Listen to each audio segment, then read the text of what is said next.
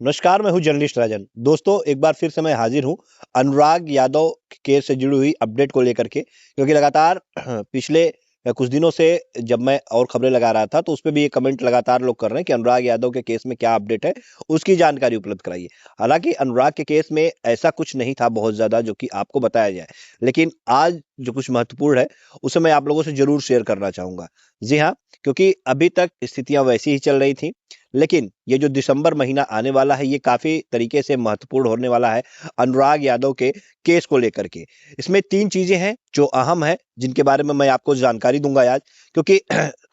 दिसंबर में एक तो उस मामले पे सुनवाई होनी है, यानी जो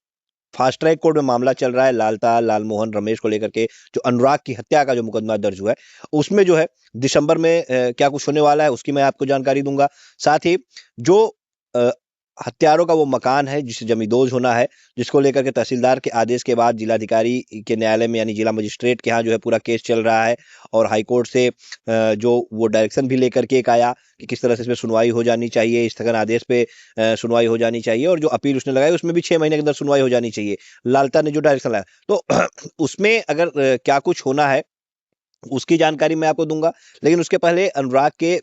पिता के स्वास्थ्य से जुड़ी हुई जानकारी मैं आप लोगों को उपलब्ध कराऊंगा, क्योंकि आप लोगों ने देखा कि पिछले महीने किस तरह से वो बीमार हुए और बीएचयू में उनका इलाज चल रहा था।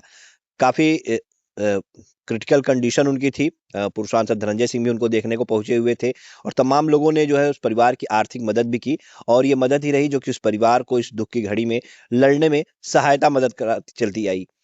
परिवार एकदम बिखरा हुआ है, क्योंकि पिछले अगर हम बात करें तो 13 महीनों से उस परिवार को इंसाफ कहीं से मिलता हुआ नजर नहीं आया। जी हाँ, 13 महीने में इसलिए कह रहे हैं क्योंकि 12 महीने अक्टूबर में हो गए थे, यानी 1 साल, और ये नवंबर जो है 30 तारीख कल, तो 13 महीने पूरे हो जाएंगे अनुराग की जघन्य हत्या हुए। पिता उस दिन से काफी ज्यादा टूट गए जिस दिन अनुराग की बरसी थी, और उस दिन आपने देखा था किस तरह से पिता जब अनुराग के चित्र पे जो है पुष्पांजलि कर रहे थे, श्रद्धांजलि दे रहे थे, तो काफी नर्वस से महसूस हो रहे थे। पूरा परिवार एकदम टूटा हुआ था, क्योंकि 1 साल का समय बीत गया और ऐसे में इंसाफ कहीं से मिलता हुआ नजर नहीं आया। पिता की हालत बिगड़ी, बीएचयू में एडमिट हुए, फिर वहां से वो डिस्चार्ज होकर घर भी आए थे, लेकिन पूरी तरह से स्वस्थ नहीं हुए थे। उन्होंने अपना एक वीडियो भी जारी किया था उनके चैनल पे, आपने देखा होगा, अनुराग यादव राम जी जो उनका चैनल है, उस पे उन्होंने काफी कुछ बातें जो है वो बताई थी। लेकिन आपको बताएं कि परसों फिर उनका स्वास्थ्य जो है वो ज्यादा बिगड़ गया था। आनन फानन में बेटियां लेकर के उनको जो है फिर से बीएचयू गई। वहां पे जो डॉक्टर थे वो तो नहीं मिले, डॉक्टर बुधवार को बैठते हैं, लेकिन वहां पे लोगों ने देखा, उसके बाद उन्हें फिर से मेडिसिन दी गई है, दवाइयाँ दी गई है। दवाइयाँ लेने के बाद वो फिर से घर पे आए हुए हैं, और दवाइयाँ उनकी चल रही हैं, और घर पे ही अपने वो दवाइयों का सेवन कर रहे हैं।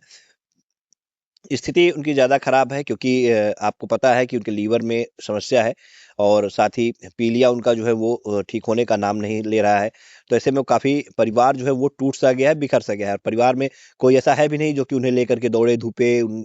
और लेकर के फटाफट उनको अस्पताल पहुंच जाए। सिर्फ बेटियां हैं, चाहे स्वाति की बात करें चाहे आराधना की बात करें, आराधना तो बहुत छोटी है। ऐसे में स्वाति है जो उन्हें लेकर के लगातार दौड़ रही है और पिता का ख्याल रख रही है। माँ वो एकदम टूट सी गई है। आपने उनका भी बयान सुना था किस तरह से वो लोगों से रोते हुए कह रही थी कि इंसाफ नहीं मिल रहा है, और इंसाफ की जो कड़ी है वो उन्होंने देखना भी छोड़ दिया। उन्हें नहीं लगता है कि इंसाफ उन्हें मिलेगा। लेकिन इन सबके बीच जो ये दिसंबर का महीना है ये किन मायनों में महत्वपूर्ण होने वाला है अनुराग के केस को लेकर के, इसकी अगर हम बात करें तो 3 दिसंबर, जो दिसंबर की शुरुआत होती है, तो 3 दिसंबर को तारीख है अनुराग हत्याकांड में दीवानी न्यायालय फास्ट ट्रैक कोर्ट में, जहां पे वो पूरा केस चल रहा है उन हत्यारों को सजा होने की। जो हमने आपको बयान सुनाया था अधिवक्ता दुष्यंत सिंह, जो कि अनुराग के पिता की तरफ से प्राइवेट अधिवक्ता किए गए हैं इस पूरे मामले में देखने के लिए, उन्होंने किस तरह से बताया था कि अब गवाही होगी, और उसके बाद संभवतः जो है जनवरी फरवरी जाते जाते इन लोगों को सजा हो जाएगी, क्योंकि पूरा मामला फास्ट ट्रैक कोर्ट में चल रहा है। अब 3 दिसंबर को गवाही होनी है, और गवाही शुरू होगी किससे?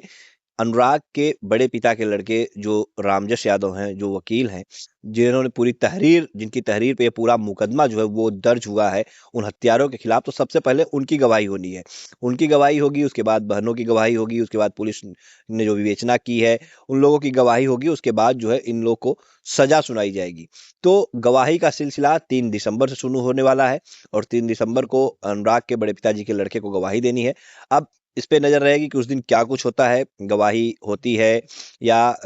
गवाही नहीं होती है, क्या कुछ होगा ये भी अपडेट हम आपको बताएंगे। लेकिन जितनी जल्दी गवाही होगी उतनी जल्दी इस केस का फैसला होना सुनिश्चित है। आपको यहाँ पे ये भी बता दें कि पिछली 2 बार तारीखें पड़ी जिसमें गवाही किसी कारणवश नहीं हो पाई थी। अब इस बार ये जो तारीख पड़ी हुई है, ये काफी मायनों में महत्वपूर्ण है और इसमें गवाही होना बहुत जरूरी भी माना जा रहा है। अब अगली अगर हम बात करें उस हत्यारों के उस घर को गिराने को लेकर के, उसको जमींदोज करने को लेकर के जो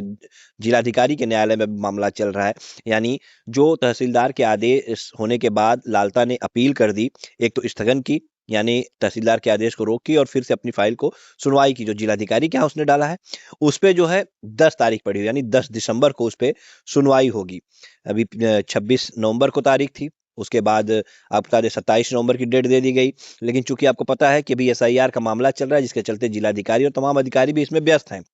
तो इसको लेकर के एक तारीख 10 दिसंबर की दे दी गई। अब 10 दिसंबर को इसमें पूरी सुनवाई होगी। उसके सबसे पहले तो स्थगन वाले मामले पे सुनवाई होगी कि क्या तहसीलदार के जो आदेश हुआ है उस पे जिला मजिस्ट्रेट रोक लगाते हैं या फिर उसकी जो अपील है उसको खारिज कर देते हैं स्थगन वाले मामले को। ये देखना होगा, क्योंकि हमने जो अधिवक्ताओं से बात की थी तो उन्होंने साफ तौर पर यह बताया था कि वो स्थगन का आदेश जो है खारिज होना है, और जिसको लेकर के लालता को डर भी था और लालता इसी को लेकर के हाईकोर्ट भी गया हुआ था और हाईकोर्ट से भी यही साफ साफ निर्देश दिए गए थे जिला मजिस्ट्रेट को कि इस स्थगन के मामले में 2 सप्ताह के अंदर सुनवाई करें, और साथ ही जो उसने अपील डाली है उस पर 6 महीने के अंदर सुनवाई करें, और इस दौरान कोई भी बलपूर्वक कार्रवाई जो है लालता के उस मकान पे न की जाए, यानी बलपूर्वक कोई कार्रवाई, कोई क्षति जो है उसके मकान पे न की जाए, कोई जबरन वसूली उससे न की जाए। तो बलपूर्वक कार्रवाई तो कोई नहीं हो रही है, और ना ही 2 हफ्ते के अंदर जो है, चूंकि उसमें ये भी लिखा था कि कोई 2 हफ्ते के अंदर उसमें जो है स्थगन आदेश पर सुनवाई करे बशर्ते कोई कानूनी बाधा ना हो। तो फिलहाल तमाम जो एसआईआर के मामले और चीज चल रहे हैं, तो इसके चलते जो है सुनवाई नहीं भाई, अब 10 तारीख को उस पर सुनवाई होनी है। 10 तारीख को अधिवक्ता ये बता रहे हैं कि जो स्थगन का मामला है वो खारिज हो जाएगा, और साफ तौर पे उसके बाद जो अपील उसने की है उस पर सुनवाई होगी, और अपील के लिए हाईकोर्ट ने भी 6 महीने का समय दिया है, यानी जिला मजिस्ट्रेट के न्यायालय में ये मामला लंबा चल सकता है। यहाँ से ये आप नहीं कह सकते कि हाँ 1-2 तारीखों में कोई आदेश आ जाएगा उस मकान को गिराने का। यानी ये समझ लीजिए आप कि ये मामला जो है जिलाधिकारी के न्यायालय में, जिला मजिस्ट्रेट के न्यायालय में जो है वहाँ पे भी तारीख पे तारीख जो है इसमें पड़ती रहेगी, क्योंकि 6 महीने का समय जो है वो हाई कोर्ट से भी मिला हुआ है। तो ऐसे में जिलाधिकारी कितने जल्दी इस पे सुनवाई कर देंगे, कितनी जल्दी इस पे फैसला दे देंगे, ये तो आने वाला वक्त ही बताएगा। लेकिन एक अनुमान जो लगाया जा रहा है कि एक लंबा समय, यानी 1 से 2 महीने वो जो है इस पे चल सकता है, इस पूरे मामले पे। फिलहाल आज के लिए अपडेट महज इतनी सी है कि 1 तो दिसंबर जो आने वाला है इसमें 2 तारीखें ये महत्वपूर्ण है अनुराग यादव के केस को लेकर के, 3 तारीख गवाही की और 10 तारीख उस स्थगन पे सुनवाई की कि क्या जिलाधिकारी उस पे रोक लगा देते हैं तहसीलदार के आदेश पे, या फिर उसकी जो रोक की उसने मांग की है उसको खारिज करते हैं। तो 2 चीजें महत्वपूर्ण रहेंगी इस दिसंबर में। साथ ही अनुराग के पिता के स्वास्थ्य को लेकर के आप लोग भी दुआएं करिए कि उनका स्वास्थ्य ठीक रहे, क्योंकि एक वही अब है पूरे घर को संभालने वाले मुखिया, और अगर ऐसे में उन्हें कुछ हो जाता है तो पूरा परिवार जो है वो टूट सा जाएगा, और पूरे परिवार के पास या यूं कहें कि फिर अनुराग को इंसाफ मिलना जो है वो नामुमकिन ही नजर आएगा, मुश्किल हो जाएगा, क्योंकि परिवार ये लड़ाई लड़ ही नहीं पाएगा। तो दुआएं आप लोग कीजिए कि वो जल्दी स्वस्थ हो जाएं और अनुराग को इंसाफ दिलाने में वो कामयाब हों। फिलहाल आप लोग की दुआएं लगातार उनके साथ रहीं, आप लोग का सहयोग भी उनके साथ रहा है। इस केस में जो भी अपडेट होगा वो हम आपको जरूर सुनाएंगे, लेकिन आज के लिए सिर्फ इतना ही था जो हमने आपको अभी तक बताया। फिलहाल कुछ नया आएगा तो हम जरूर बताएंगे।